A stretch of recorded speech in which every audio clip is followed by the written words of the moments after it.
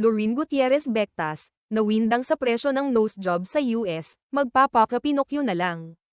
Lubos na nagulat si Lorin Gutierrez Bectas nang malaman niya ang napakataas na halaga ng pagpaparetoke ng ilong sa Amerika.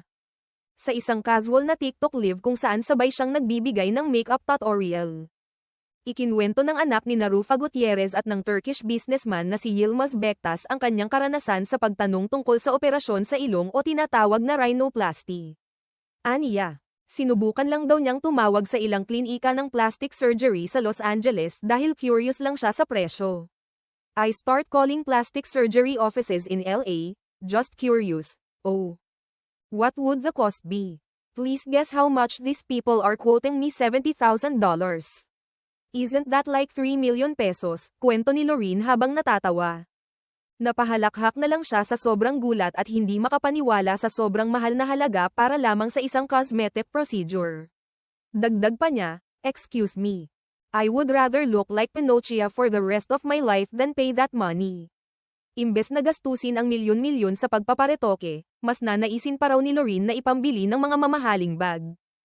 Aniya, $70,000, I'll buy myself, literally, 3 Birkins, and have my big nose gladly. What the F, habang nagpapatuloy ang kanyang live session. Nabanggit din ni Lorin sa biro-birong paraan ang posibilidad na baguhin ang kanyang propesyon sa hinaharap.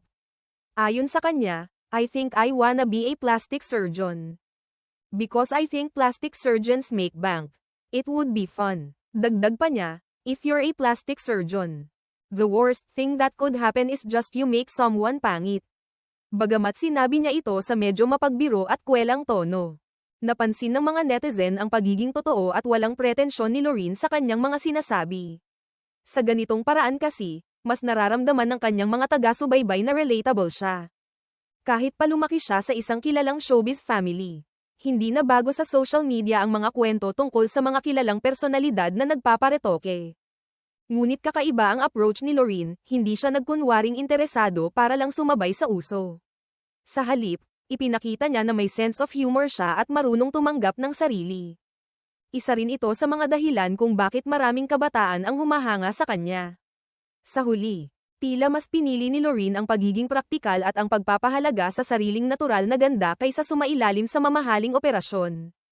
Isa itong paalala sa marami na ang kagandahan ay hindi kailangang ikahan sa mga pamantayang nililikha ng lipunan o ng industriyang kinabibilangan mo.